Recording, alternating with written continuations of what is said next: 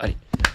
Bonjour à tous et bienvenue sur l'antenne de la FMT. On sait que vous êtes toujours plus nombreux à nous rejoindre, donc un énorme merci par avance. Aujourd'hui est un jour spécial parce que, devinez quoi, Geoffroy Tijoux, le sélectionneur national de l'équipe de France de roller hockey, a bien gentiment voulu répondre à mon invitation et on a le plaisir de l'accueillir ce soir dans un nouveau studio qui est flambant neuf. Alors, en disant ça, c'est marrant, hein, j'ai l'impression d'être un peu un Hugo Décrypte. J'ai l'impression que le studio est un peu à l'image du Hugo Décrypte ou William Lémergie, un peu avant parce qu'il faisait télé matin et bon bref, c'est pour les plus anciens.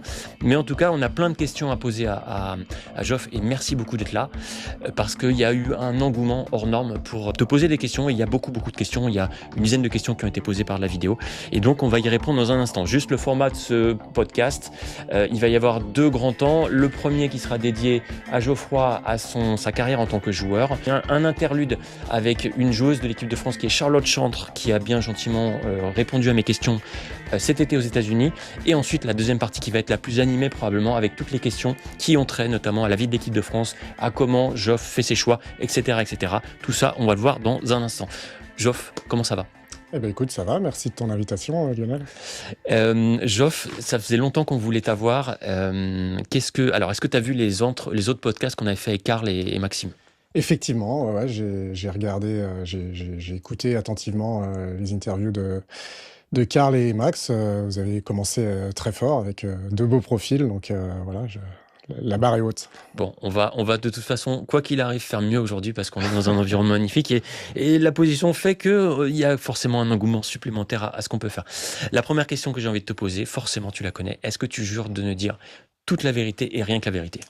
Je jure de dire toute la vérité et rien que la vérité. Parfait, c'est parti maintenant, première partie, Geoffroy Tijoux, joueur. Est-ce que tu pourrais me raconter ton premier souvenir lié au hockey ? Parce que tu as une carrière de joueur, quel est ton premier souvenir lié au hockey ? Alors, ça remonte très loin. Je ne sais pas si ce sont des souvenirs ou si c'est le fait de voir des photos chez mes parents. Moi, j'ai commencé le hockey sur glace à l'âge de 5 ans. Donc voilà, mes premiers souvenirs, c'est voilà les premiers cris de guerre avec les copains, voilà, des personnes que vous connaissez, Vincent Charbonneau, Édouard Clisson par exemple. Voilà, à la patinoire d'Angers, qui avait ouvert, l'ancienne patinoire qui avait ouvert depuis 1 an. On a commencé le hockey sur glace voilà, dès l'âge de 5 ans. Et puis voilà, ça c'est les premières graines qui ont été semées. Ouais. Est-ce que tu as joué à la glace ? Donc oui, j'ai joué très longtemps à la glace. Parce que de toute façon, à l'époque, le roller hockey n'existait pas.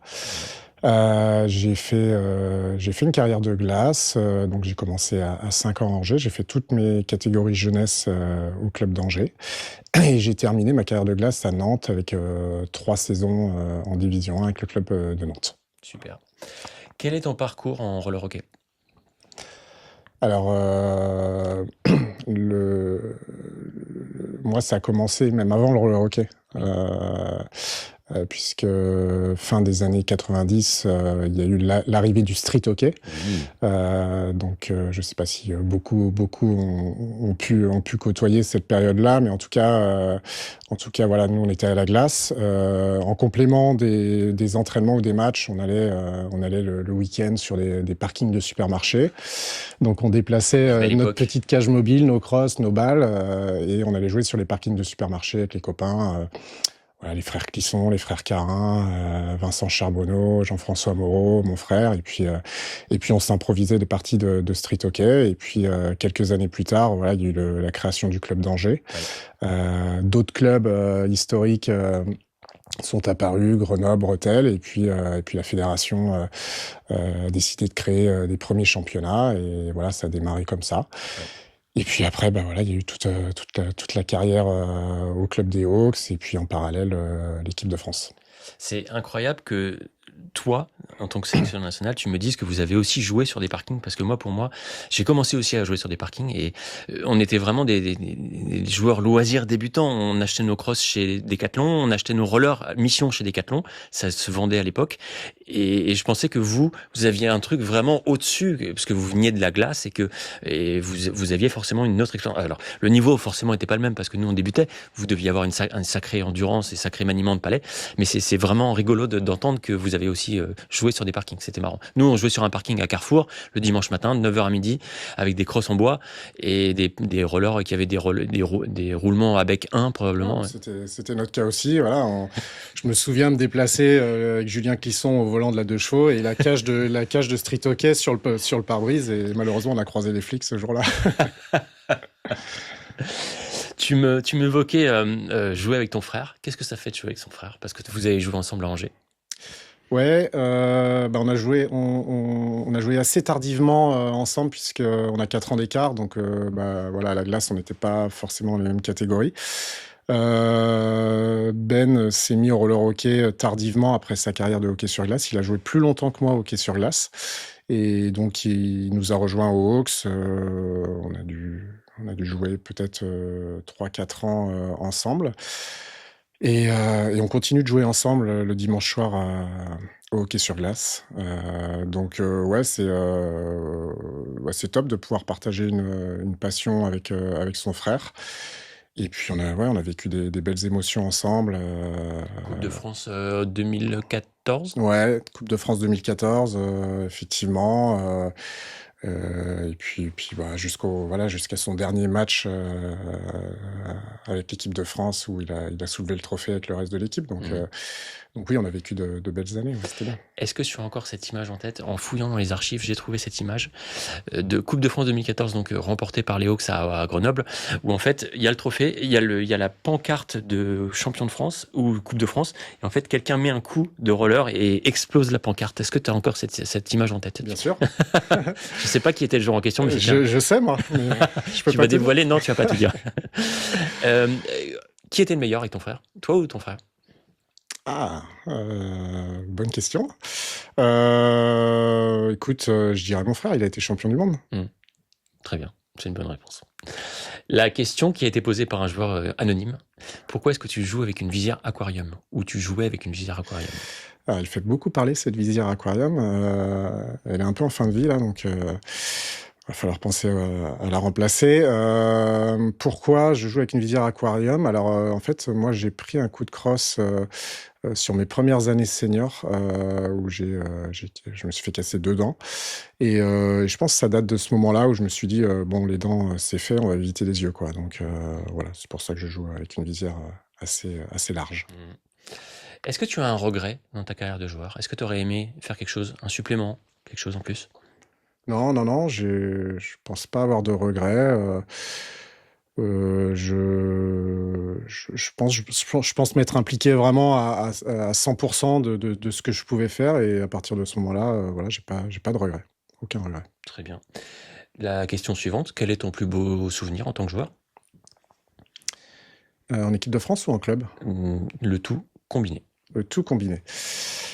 On peut commencer par justement la Coupe de France 2014. Ça, c'est peut-être le meilleur souvenir en club avec les Hawks, parce que on a glané pas mal de titres sur nos premières années, 98, 99, 2000, 2002, où on enchaînait les titres de champion de France. Et à partir de 2002, plus rien. On était souvent placés, mais jamais gagnants. Voilà, il y a eu Rethel, les années Rethel, ensuite les années Anglettes. Et donc, on gagne cette Coupe de France en 2014, et ouais, on est allé la chercher vraiment au plus profond de nous-mêmes, d'autant plus que voilà, les circonstances du match étaient assez particulières. Voilà, c'était pas, enfin voilà, une deuxième mi-temps qui nous a pas été très favorable, et du coup voilà, c'était contre Anglet. Anglet a pris le dessus en milieu de deuxième mi-temps, et on a su trouver les ressources pour revenir dans le match et gagner à quelques secondes du terme. Donc c'était vraiment un soulagement pour nous. Bon nombre d'entre nous approchaient de la fin de carrière, et c'était vraiment important pour nous de gagner quelque chose. Ouais.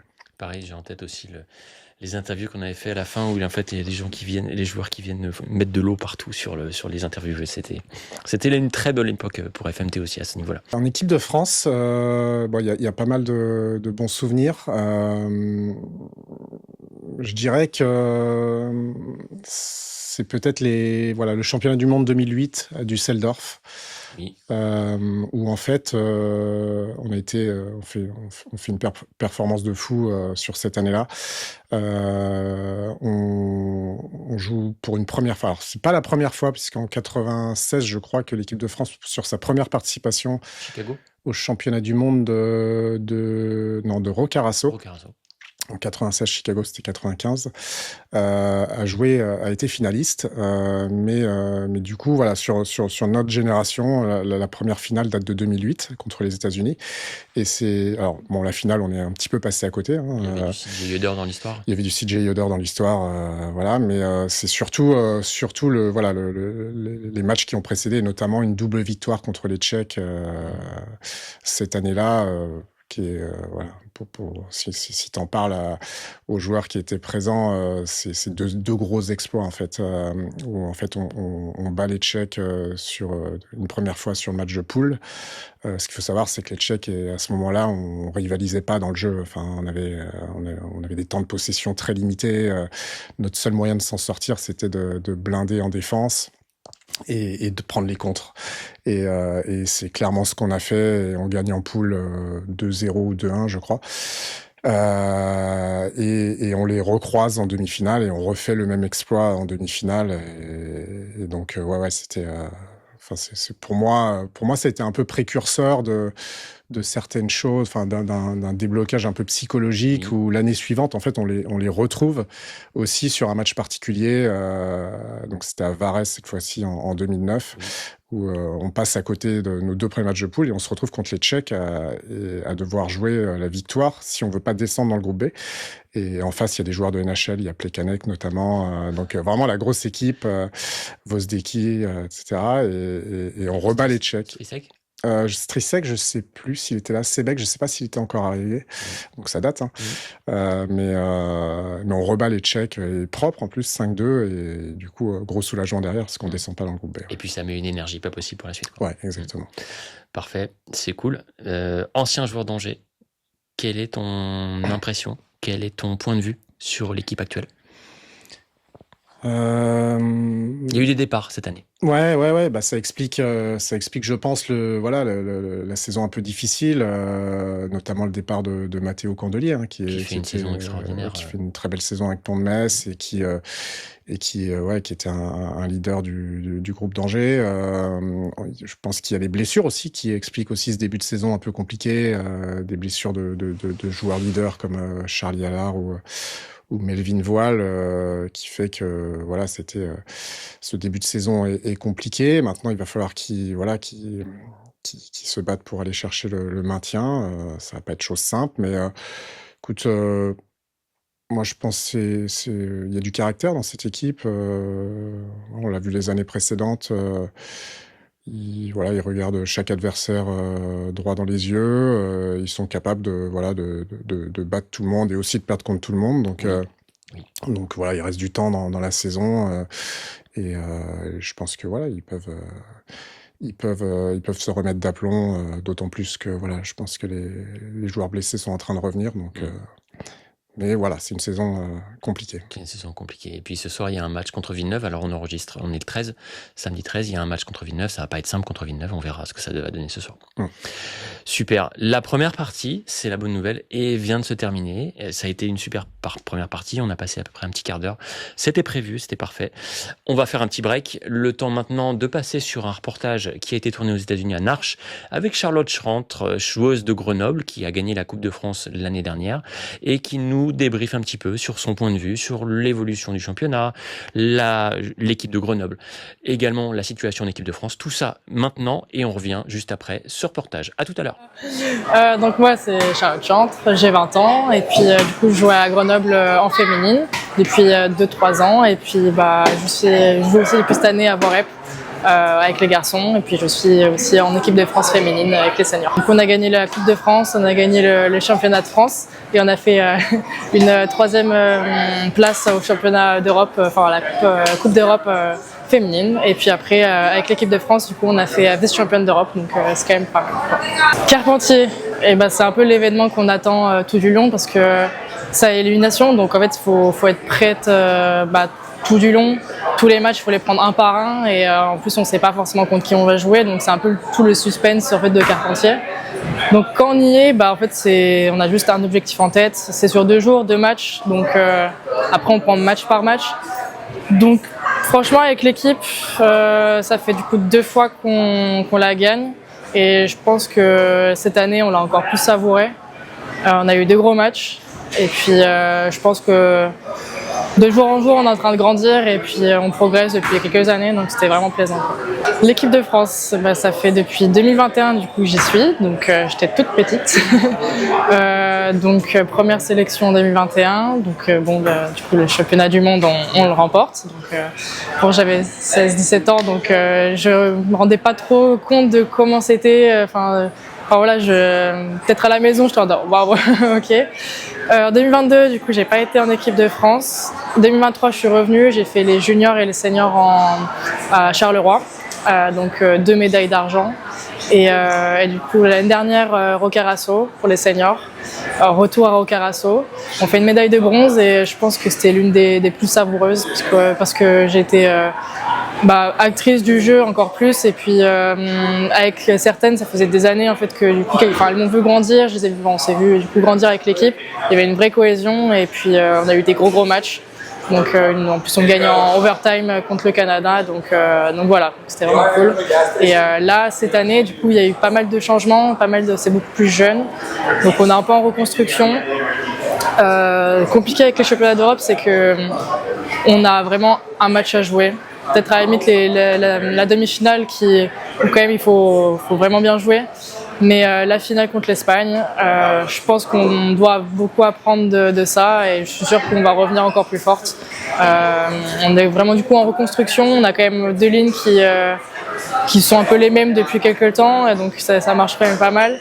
Après c'est sûr que l'Espagne c'est toujours un peu les rivales, donc toujours un peu frustrant parce que c'est un peu depuis peut-être du coup 2021 qu'on n'a pas gagné contre elle en championnat pour les finales ou pour les poules, donc voilà, mais en tout cas c'est trop cool l'équipe de France. Voilà. Et j'avais fait la Sparta Cup, j'ai fait quelques tournois et du coup j'ai rencontré un peu du monde et du coup j'avais rencontré Roby Barrière-Argent, je ne sais pas si je prononce bien, mais et voilà, et du coup parfait.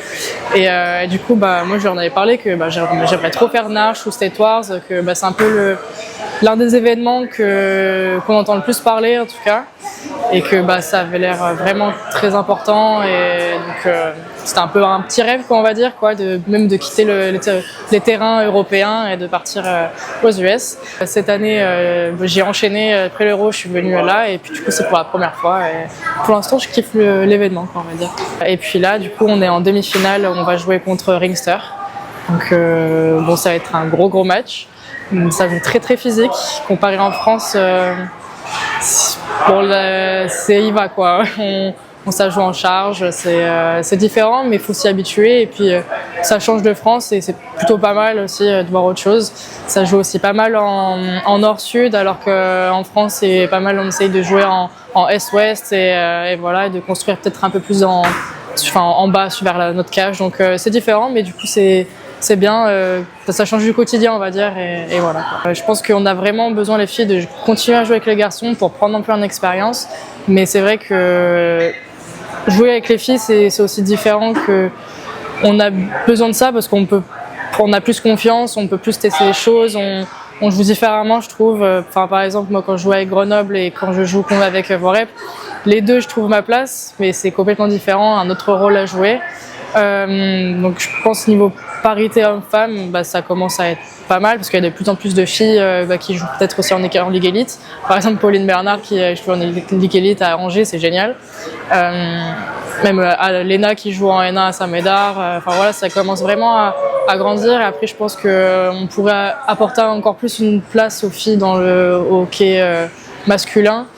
Et essayer de continuer à développer le hockey féminin parce que il en faut. On voit dans d'autres nations comme par exemple l'Espagne où elles ont leur propre championnat et même le niveau est quand même pas mal parce qu'elles ont même pas besoin de jouer avec les gars pour se développer si vous pouvez voyager, si vous pouvez tester des autres tournois même européens, on a la Yetis Cup qui est en train de se monter depuis 2 ans, c'est en train de se développer, on a aussi la Sparta.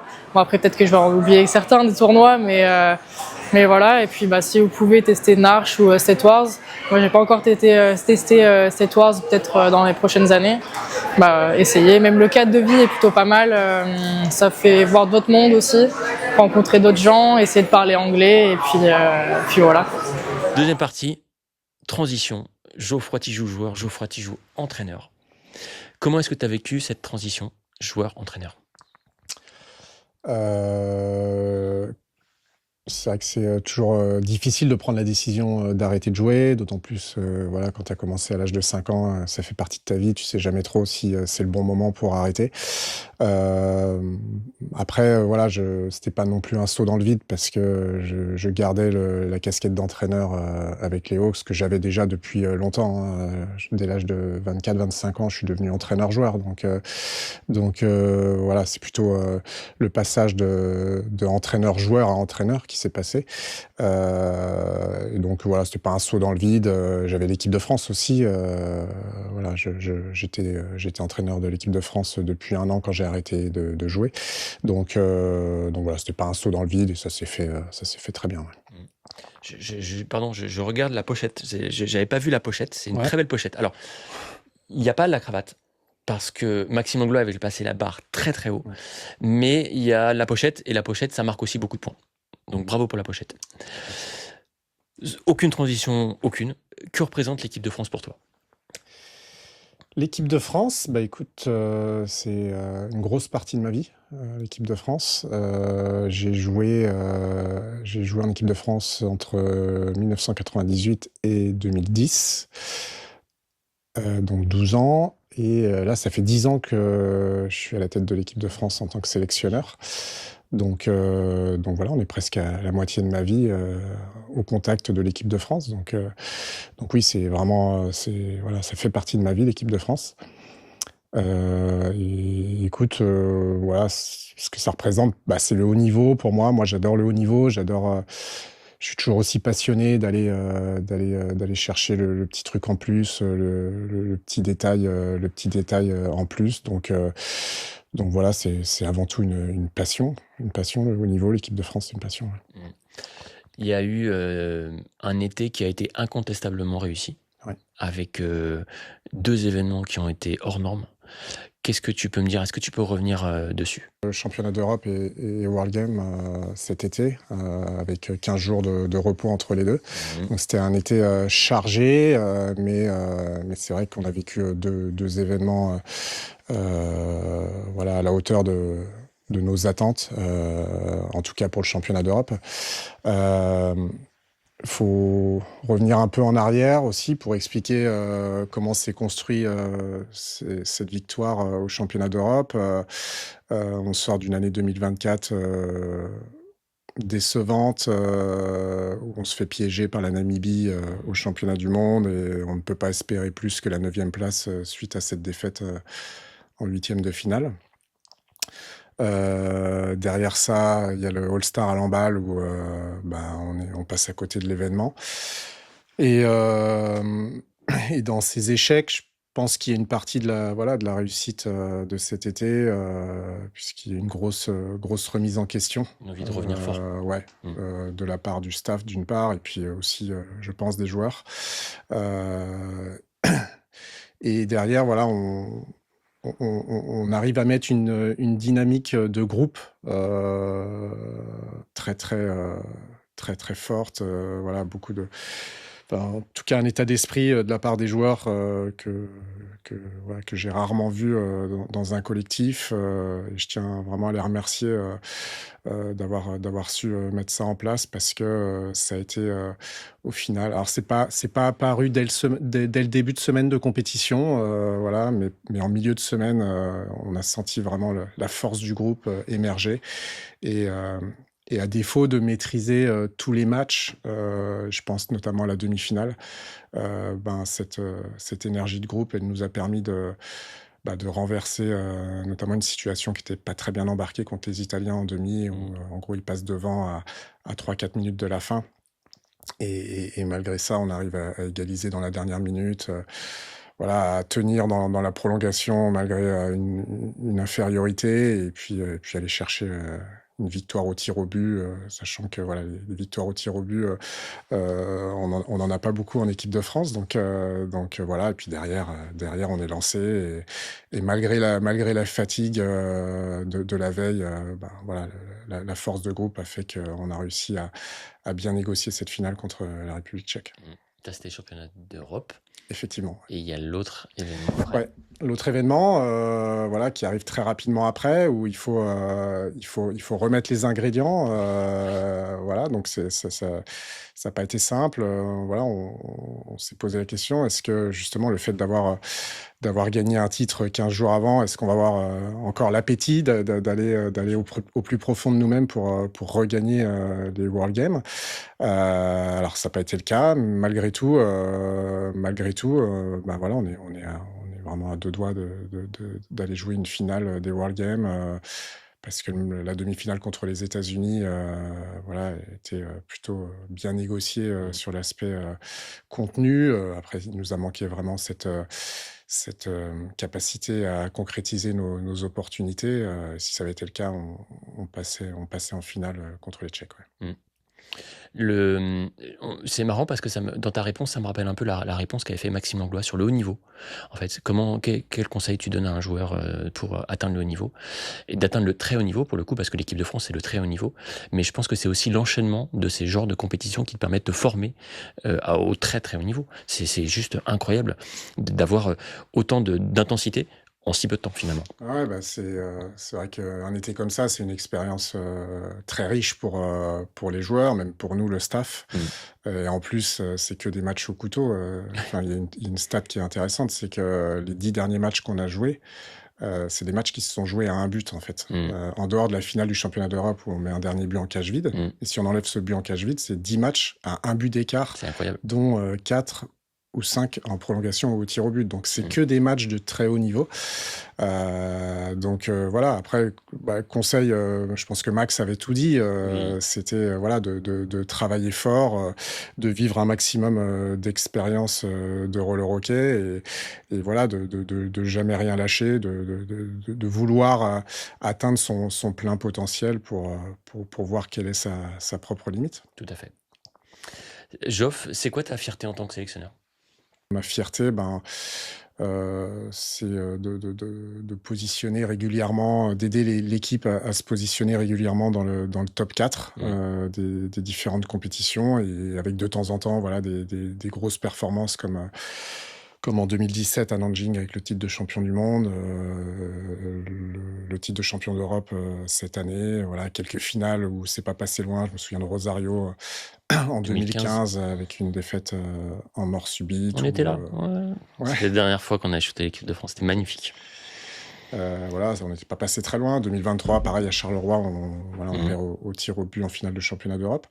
Donc oui, il y a eu quelques années plus difficiles, hein, mais globalement, voilà, en 10 ans, on arrive à présenter un beau visage, je pense, pour l'équipe de France lorsqu'elle se présente sur les compétitions. Tout le monde est focus sur le Paraguay à Asunción. J'étais avec les États-Unis il n'y a pas très longtemps et ils me disaient ouais, ils sont taqués pour préparer ça parce que ça a l'air d'être un truc incroyable aussi au Paraguay. En général, les pays sud-américains font pas les choses à moitié et organisent plutôt très très bien. J'ai l'exemple de la Colombie qui avait fait les mondiaux de mémoire à Bucaramanga aussi. Ça avait été très sympa. Et je pense que le Paraguay est en train de se préparer très fort. Je discutais avec j'étais au Brésil et les gens a priori sont déjà en train de préparer très très fortement les choses. Okay. Donc je pense que ça sera vraiment très bien. On est à la 14e question, il y a 25 questions et maintenant place aux questions vidéo. Il y a eu beaucoup de gens qui ont eu la gentillesse de envoyer des messages vidéo. Le premier, c'est Thibaut Denain de Cherbourg et qui te pose la question suivante. Thibaut, c'est à toi. J'avais une petite question pour toi sur la formation. On avait déjà discuté, je t'avais dit que c'était compliqué de garder et de former nos éducateurs. Et moi, j'aimerais savoir si au niveau de la fédération, vous réfléchissez à faciliter cette montée en compétences, je sais pas, par des modules d'apprentissage ou une autre solution. Et j'avais une deuxième question pour toi. Je sais que tu côtoies les deux côtés du hockey, la glace et le roller hockey. Et en fait, j'aimerais savoir si tu penses qu'on peut s'inspirer de certaines choses au niveau de la glace qui pourraient nous servir pour le roller hockey. parce que je pense qu'on a un creux à combler et voilà, j'aimerais avoir ton avis là-dessus. Bah oui, la formation des entraîneurs de roller hockey est un vrai sujet. La fédération en a conscience, le service formation travaille dessus. Euh, Personnellement, je pense qu'il y a une opportunité qui se présente à nous, puisque le roller hockey a maintenant, on fête les 30 ans là, cette année. Euh, on a quand même beaucoup de joueurs qui ont développé une expertise, une compétence dans le roller hockey. Et si on arrive à capitaliser un peu sur tous ces joueurs qui arrivent en fin de carrière ou qui ont terminé leur carrière pour les mettre à disposition d'équipes de haut niveau ou même pour certains d'entre eux qui deviennent parents, naturellement d'accompagner l'équipe de leur enfant, je pense que ça peut permettre au club de s'appuyer sur un encadrement un petit peu plus compétent. Donc effectivement, il va falloir qu'on trouve des solutions pour que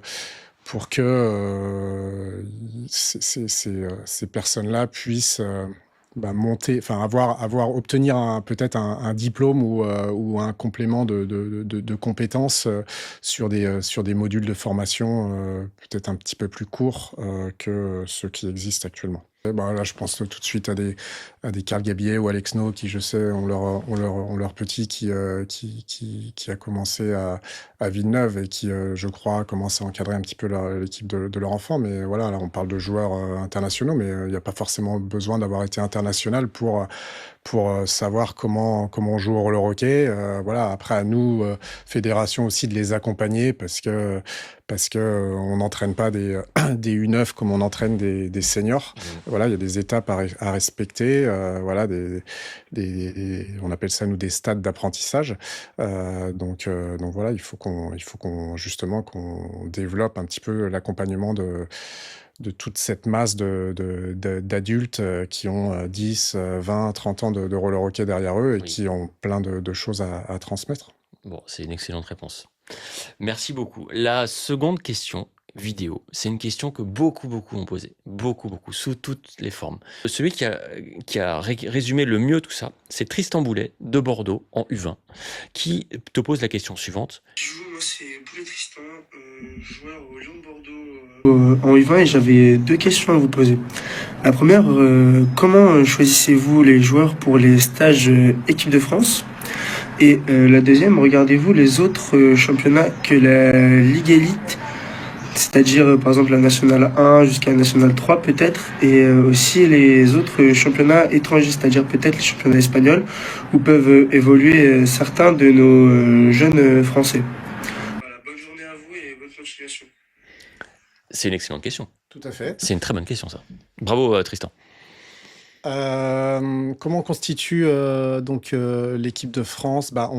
Effectivement, le niveau de jeu est quelque chose de primordial, bien évidemment, mais ça va pas suffire. On insiste beaucoup avec Hugo Rebuffet, qui est mon adjoint sur les seniors hommes, sur l'état d'esprit aussi. Est-ce que le joueur est dans une démarche de progresser, d'atteindre, d'avancer, d'atteindre son plein potentiel? Est-ce qu'il a l'équipe de France dans le sang aussi?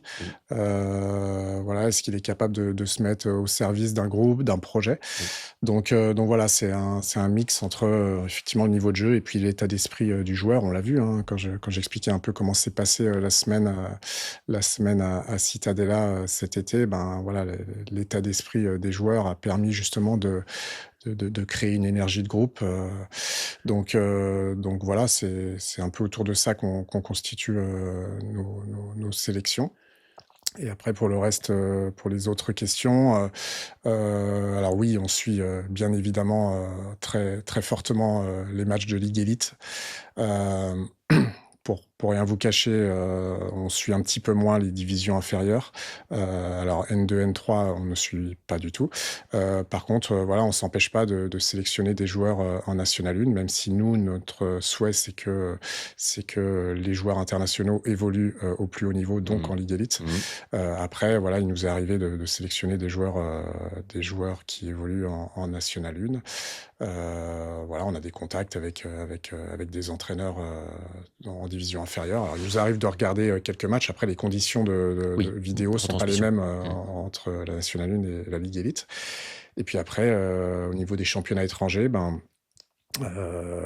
oui, on regarde, on suit le championnat espagnol, le championnat italien notamment, puisque là, il y a Yann Farmer et Valentin Gonzalez qui va démarrer lui en janvier. On rejoint le championnat italien pour cette saison. Il faut un état d'esprit irréprochable en plus d'un niveau qui est irréprochable. Effectivement, et c'est en ce moment ce qu'on regarde en premier en fait. C'est tellement important d'avoir un groupe qui vit bien sur une semaine de compétition. Une semaine de compétition, c'est 6 à 7 matchs, donc c'est tous les jours, où les joueurs vivent des émotions fortes. Et il faut être capable de rester connecté au groupe, connecté au projet, pour que l'équipe puisse performer. Voilà, je pense que ça fait un petit peu partie de la culture du sport collectif français aussi. Quand on observe un peu ce qui se passe en équipe de France de volley, par exemple, ou de hand il y a quelques années aussi, on voit que voilà, l'état d'esprit d'un groupe peut permettre d'atteindre, de surperformer, de dépasser ses limites. Donc voilà, c'est ce qu'on essaie, nous, de mettre en place au niveau de l'équipe de France de roller hockey. Guillaume Hameau, qui joue à Aubergenville, a posé une excellente question. Et il a fait une petite dédicace au Galactique. Vous apprécierez. Oui, Lionel. Excuse-moi. Je cherche un chiffon pour essuyer mes roues. Monsieur le sélectionneur, bonjour. J'avais une question, moi, concernant comment vous arrivez à gérer le planning des joueurs de glace. Parce que cet été, on a pu le voir, une équipe très compétitive au championnat d'Europe, qui a été sacrée au final, et au World Game, où l'équipe était un petit peu moins compétitive. Bon, je ne pense pas que c'est uniquement le fait que vous perdiez des joueurs, mais tout de même, les joueurs de glace apportent, je pense, une plus-value que le contraire. Merci beaucoup. On parle surtout pour cet été de Mathéo Mailleux ou de Baptiste Bruch qui sont professionnels de hockey sur glace. Pour nous, avant tout, c'est des joueurs de roller hockey, puisqu'ils jouent au roller hockey depuis très longtemps.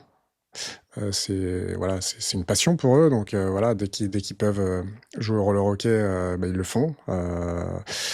C'est des joueurs qui ont atteint le quota de match l'année dernière pour participer aux playoffs avec leur équipe. Donc pour nous, c'est des joueurs de roller hockey à part entière.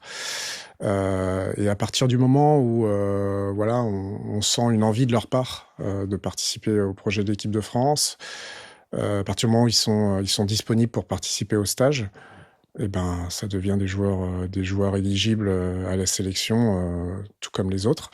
Maintenant, on va pas constituer un calendrier de stage par rapport à la disponibilité des joueurs d'équipe de France, enfin des joueurs de hockey sur glace. On avance, on fait notre projet et puis on s'empêche pas d'intégrer des joueurs de ce profil-là si on considère qu'ils peuvent apporter quelque chose, une plus-value à l'équipe de France. Ouais. Bon, écoute, c'est très clair, c'est extrêmement clair. Une autre question qui est arrivée. Quelles seraient, selon toi, les actions à mener dans les clubs pour maintenir le niveau de l'équipe de France dans les prochaines années ? Le roller hockey est reconnu comme sport de haut niveau par le ministère des Sports. Donc ça fait plusieurs Olympiades que ça dure. C'est très important pour la discipline de garder cette reconnaissance de haut niveau pour maintenir des financements du ministère, notamment. Et l'idée, c'est pour nous, c'est d'emmener aussi les clubs avec nous dans cette dynamique de haut niveau. Donc de les de les accompagner. Alors ils sont déjà, je pense, dans une dynamique de haut niveau parce qu'ils veulent performer, se classer le mieux possible au niveau du championnat. Pour certains, aller gagner une Coupe d'Europe. Mais voilà, il faut qu'on continue on a déjà initié des choses, mais qu'on continue de travailler ensemble pour que on arrive à permettre aux joueurs de devenir meilleurs par peut-être en agissant sur le volume d'entraînement, sur la qualité des entraînements, sur la préparation individuelle. Donc voilà. On essaie d'avancer main dans la main avec les clubs depuis quelques années, et on va essayer de le renforcer même sur les mois à venir. Prochaine question, qui ne vient pas d'un joueur français, mais plutôt d'un joueur belge, Édouard Dumonceau. Merci beaucoup pour ta question. Qui se demande... Je me présente, Édouard Dumonceau, responsable des jeunes au club des Wolves de Charleroi en Belgique. J'avais 2 questions pour toi. Quel est ton avis sur l'évolution du championnat d'Europe et du championnat du monde? Quel est l'avenir des petites nations? Et alors, ma deuxième question, c'est un avis plus général.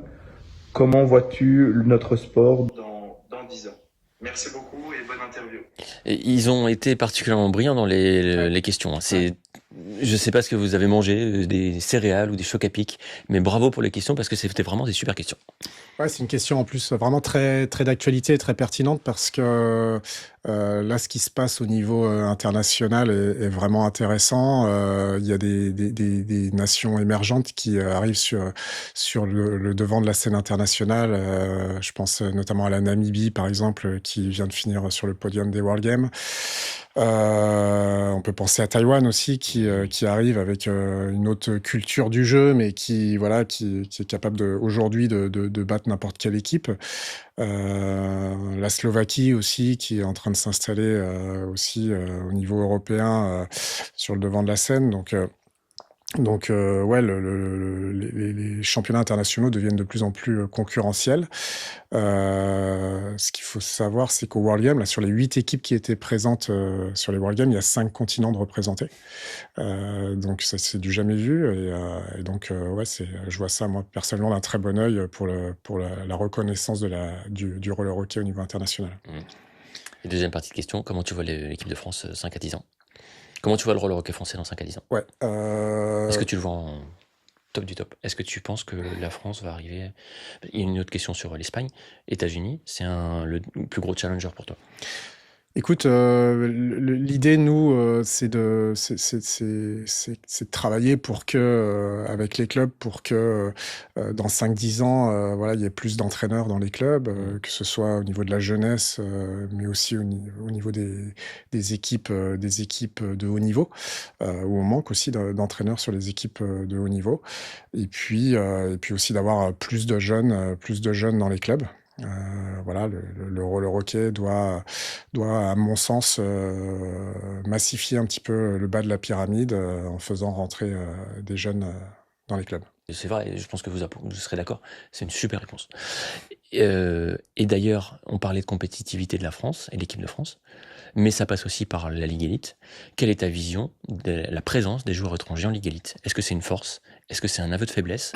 Est-ce que ça prend la place des joueurs français? C'est une question qui est d'actualité parce qu'il y a tout un tas de personnes qui ont des avis. C'est quoi la position de Geoffroy Tijoux? Écoute, moi je vois ça d'un très bon œil, la présence des joueurs étrangers dans le championnat de France. Il faut pas se cacher, ils permettent au championnat d'élever le niveau du championnat. Donc c'est vraiment pour les joueurs français une opportunité d'évoluer dans un environnement qui leur permet de progresser davantage. Donc pour moi c'est vraiment une très bonne chose. Ce qui me pose plus question, c'est lorsqu'un club investit sur des joueurs étrangers sans investir sur la formation. Ou ça, j'ai un petit peu plus de problème avec ça. Mais non, aucun souci.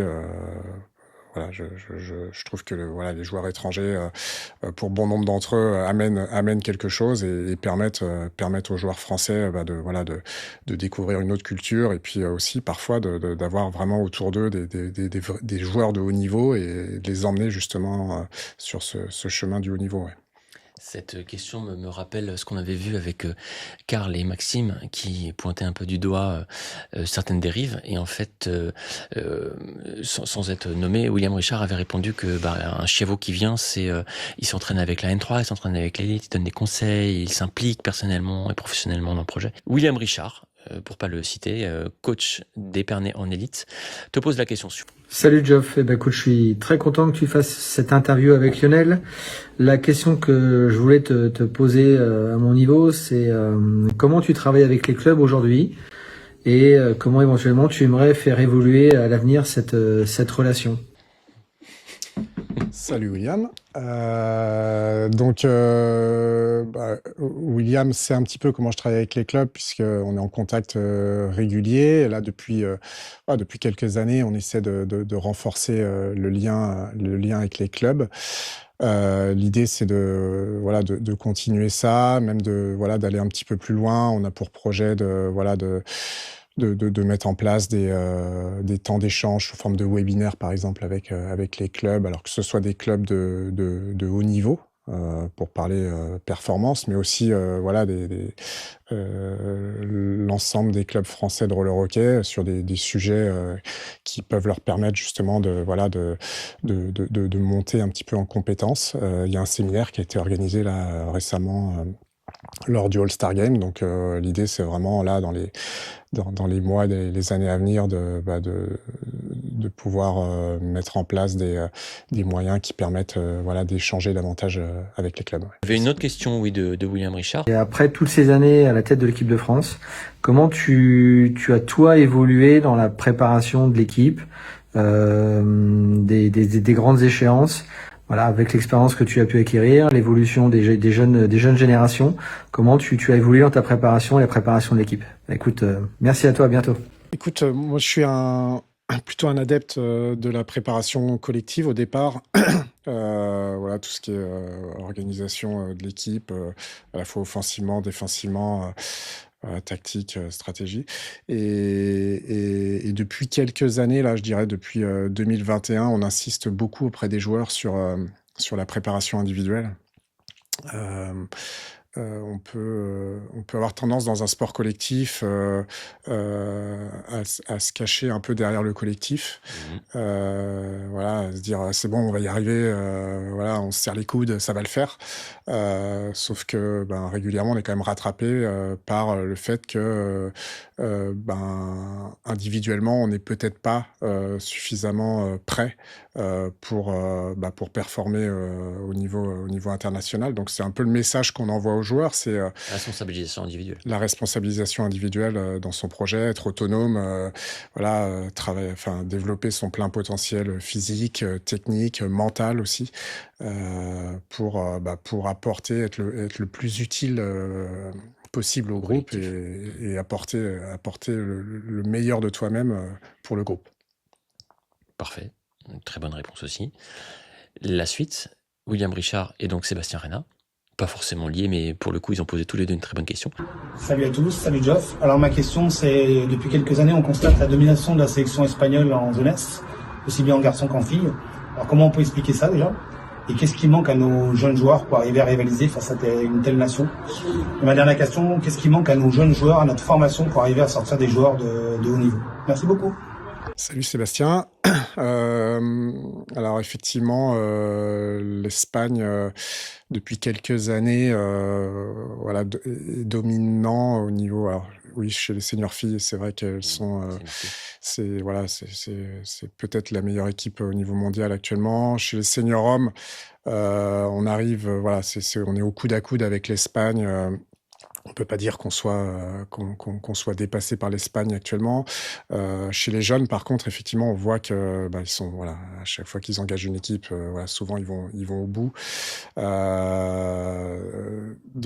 il y a un phénomène qui se passe en Espagne. On sent vraiment. Alors je saurais pas dire pourquoi. Est-ce que c'est lié à une culture sportive plus développée en Espagne? Est-ce qu'ils sont plus nombreux à pratiquer? Est-ce qu'ils jouent plus de matchs? Voilà, il y a sûrement un petit peu de tout ça. Mais en tout cas, ouais, il y a dans le jeu espagnol, beaucoup d'intensité, beaucoup de combativité, de grinta. C'est des joueurs qui patinent beaucoup, qui patinent vite. Donc, là où on peut avoir du mal contre ces équipes-là, c'est à rivaliser sur l'aspect intensité.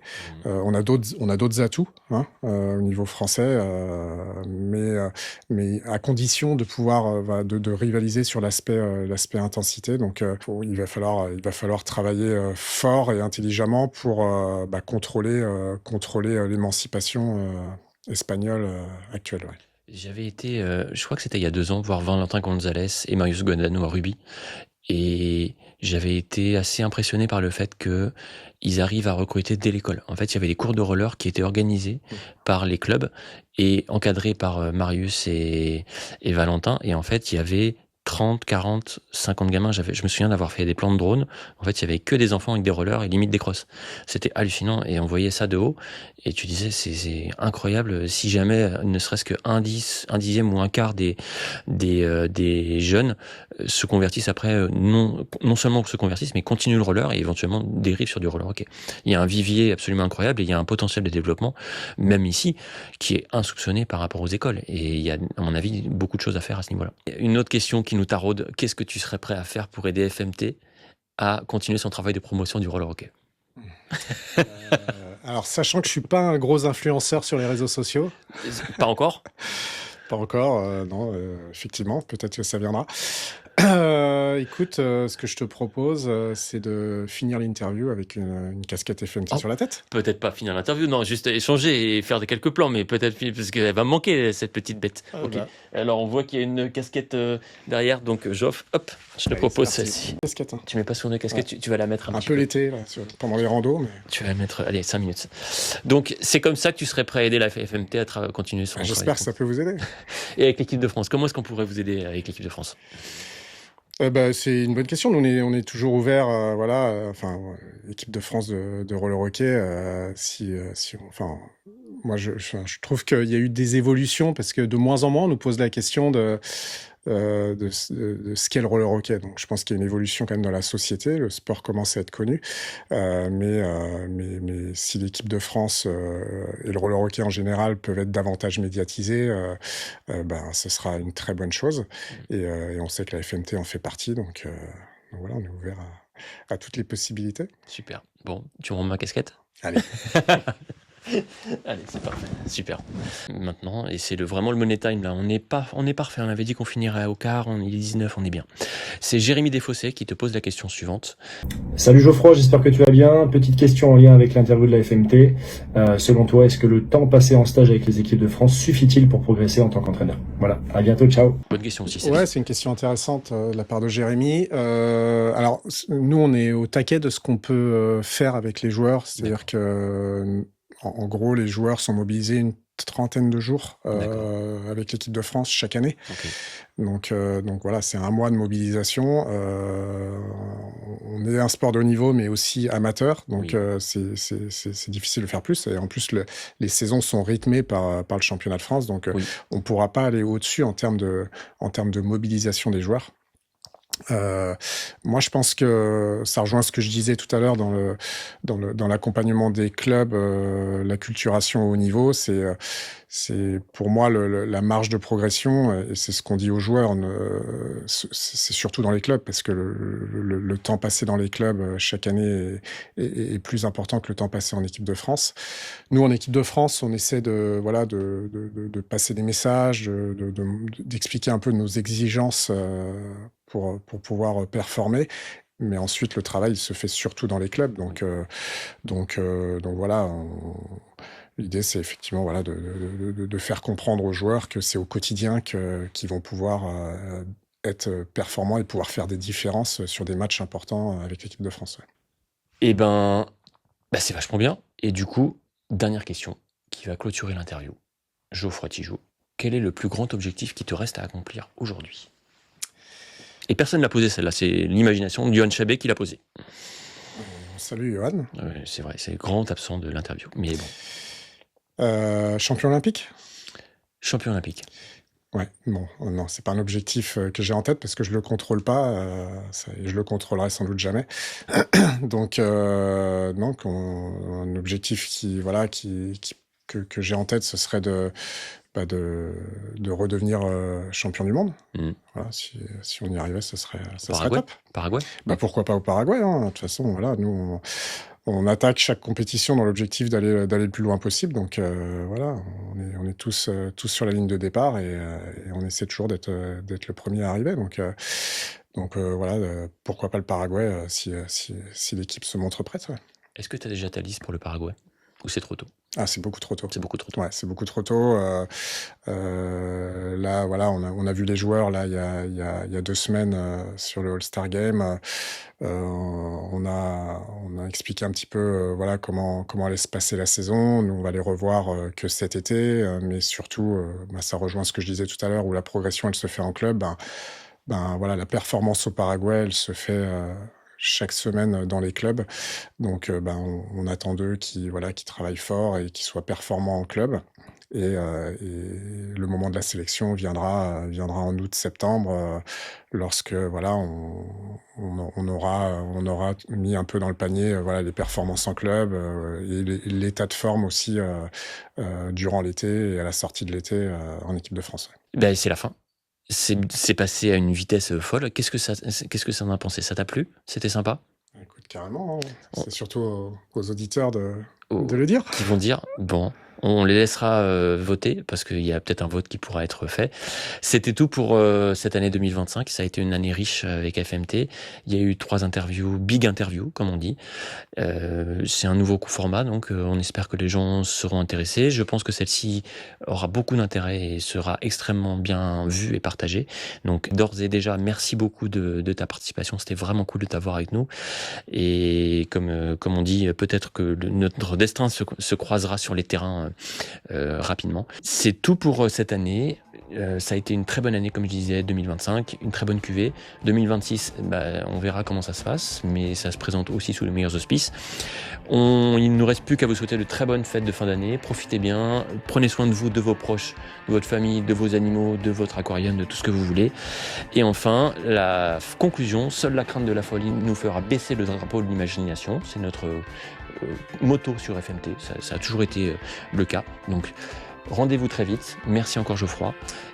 Merci à toi Lionel, et bravo pour ce que vous faites avec Johan. Merci beaucoup et à très vite les loulous. On vous embrasse, à plus.